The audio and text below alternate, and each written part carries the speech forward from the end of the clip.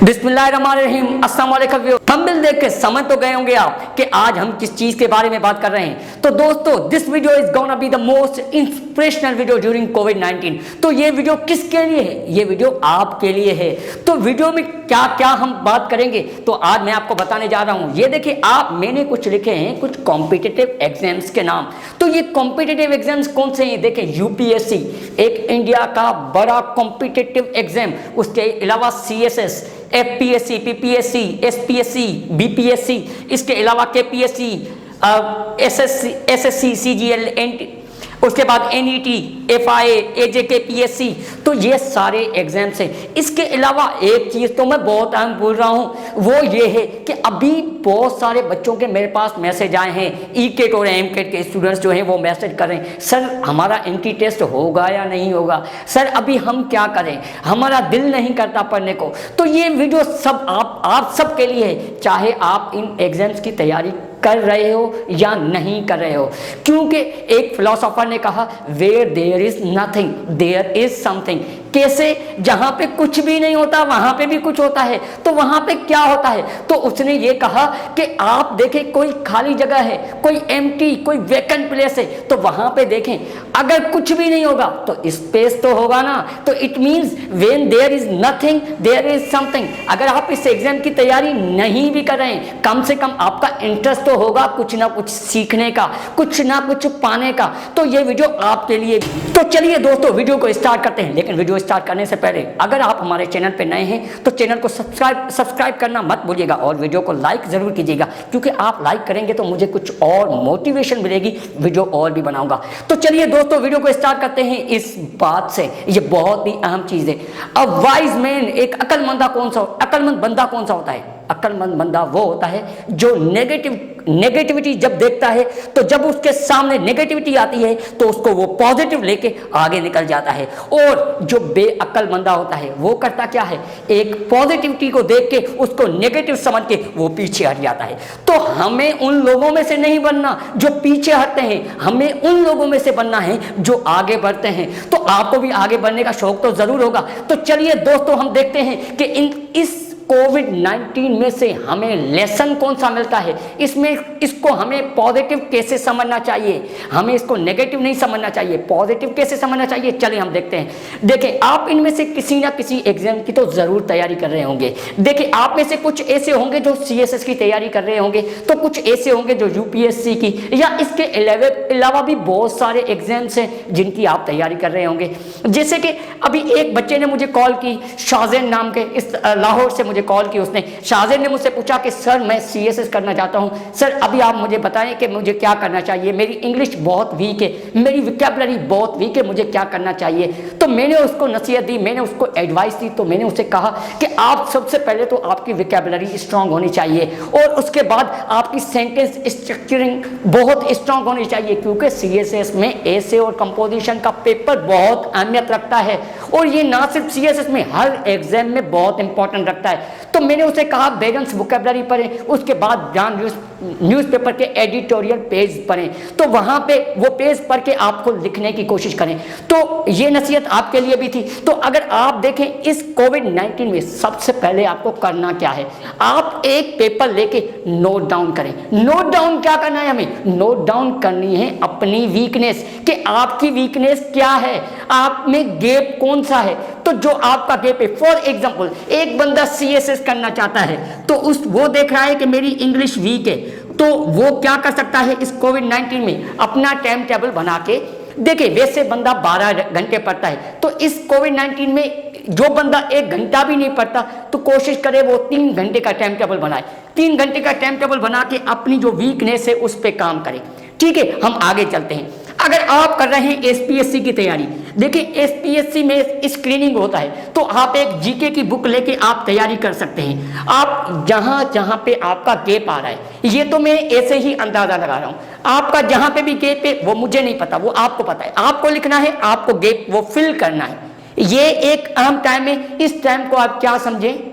As a gift समझें, gift लेके और उस गिफ्ट से फायदा। तो यहाँ पे हम ये देखेंगे कुछ तो लोग इसकी तैयारी कर रहे हैं, लेकिन कुछ इसके अलावा भी एग्जाम्स की तैयारी कर रहे हैं। देखें, ये एक अहम टाइम है जिसमें गैप फिल कर सकते हैं। स्टडी के अलावा भी, ऐसे नहीं कि सिर्फ स्टडी है, स्टडी के अलावा भी आपकी लाइफ में जहां जहां पे आप लेक करते हैं, वेयर एवर यू लेक, जहां जहां पे आपको अपनी कमी नजर आती है, वो कमी आप यहां पे फिल कर दें। ठीक है, अभी हम आगे चलते हैं, देखते हैं। अभी आप में से कुछ ऐसे कहेंगे, सर आपने तो सिर्फ सीएसएस और पीसीएस या पीएमएस की बात करते हैं, यूपीएससी की, कुछ और भी एग्जाम्स जो जनरल टेस्ट की तैयारी कर रहे हैं उनका क्या होगा? तो यहाँ पे मैं आपको ये बताऊंगा कि जनरल टेस्ट की प्रिपरेशन कैसे की जाती है।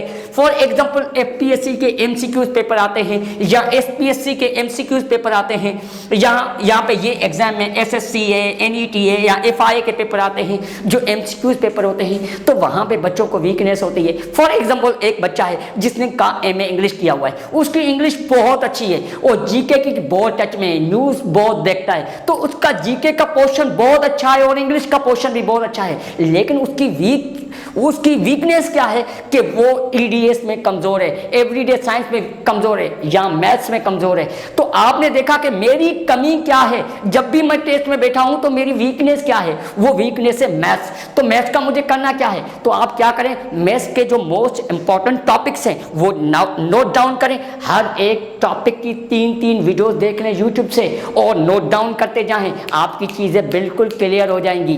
तो आगे चलते हैं। फॉर एग्जाम्पल, एक बच्चा तैयारी कर रहा है जिसकी साइंस बहुत वीक है, तो आप देख रहे हैं कि मेरी साइंस वीक है तो मुझे साइंस पे काम करना है।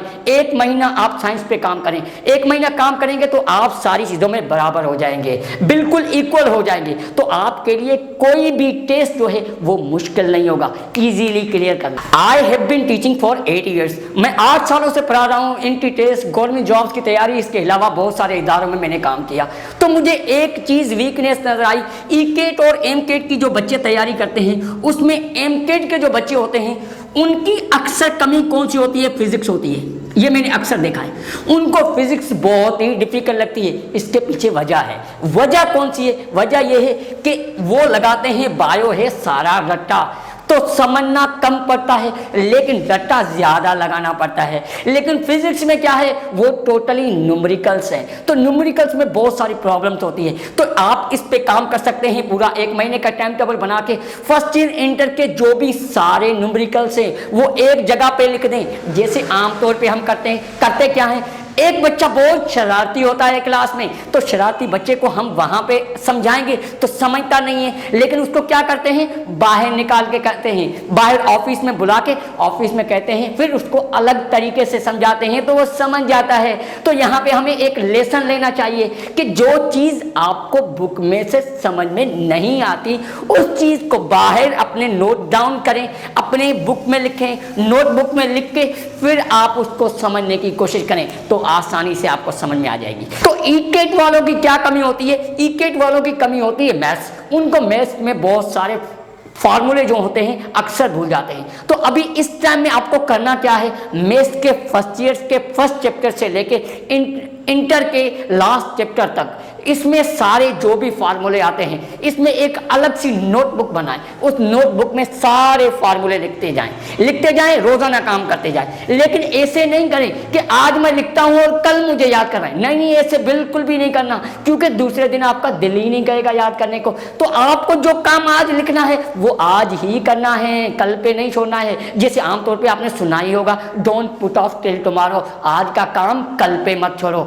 तो हमें इससे समझना चाहिए, नसीहत लेनी चाहिए। अरे मैं आपको सरप्राइज देना तो भूल ही गया, एक छोटा सा सरप्राइज है, छोटा सा नहीं है आपके लिए तो बड़ा सा सरप्राइज है। तो ये सरप्राइज में है क्या? सरप्राइज में ये है कि आप अभी आपके हर एक सवाल का जवाब मिलेगा। कहाँ पे मिलेगा? Q&A सेशन में। कि आप सवाल कहाँ पे कर सकते हैं? आप मेरी YouTube के किसी भी वीडियो के नीचे आप कमेंट बॉक्स में लिख सकते हैं आपका अपना सवाल। वो सवाल कौन सा होना चाहिए? आप कोई भी सवाल कर सकते हो, चाहे स्टडी के हवाले से हो, चाहे इस तरीके के हवाले से नहीं हो, या किसी भी गवर्नमेंट जॉब्स की तैयारी कर रहे हैं, या इसके अलावा आप ईकेट एमकेट की तैयारी कर रहे हैं, उसमें आपको जहां जहां पे हार्डशिप्स आ रही हैं तो वहां पे आप हमें बता सकते हैं कि सर हमारी पढ़ाई में ये प्रॉब्लम आ रही है, इस प्रॉब्लम को कैसे दूर करें, तो मैं उसी का जवाब मैं अपने Q&A सेशन में दूंगा। और इसके अलावा भी बहुत सारे स्टूडेंट मुझसे सवाल करते हैं कि सर आपकी हॉबीज़ क्या हैं, या मुझसे पर्सनल सवाल करते हैं। तो आप पर्सनल सवाल भी कर सकते हैं, मेरी लाइफ से लेकर आपकी अपनी स्टडी से लेकर आपकी स्टडी से लेकर आपके लाइफ के मकासद तक। तो इससे रिलेटेड कोई भी क्वेश्चन हो, मेरी यूट्यूब की किसी भी वीडियो के नीचे आप कमेंट बॉक्स में लिखें, मैं वहां पे वो क्वेश्चन नोट डाउन करके उन सब क्वेश्चंस के आंसर दूंगा मैं अपने Q&A सेशन में। तो दोस्तों वीडियो आपको ज़रूर पसंद आई होगी, वीडियो को लाइक करना मत भूलिएगा, और अगर चैनल पे नए हैं तो चैनल को सब्सक्राइब ज़रूर कीजिएगा, और इस वीडियो को ज़्यादा से ज़्यादा शेयर करें अपने दोस्तों के साथ, ताकि ज़्यादा से ज़्यादा लोगों का फ़ायदा हो।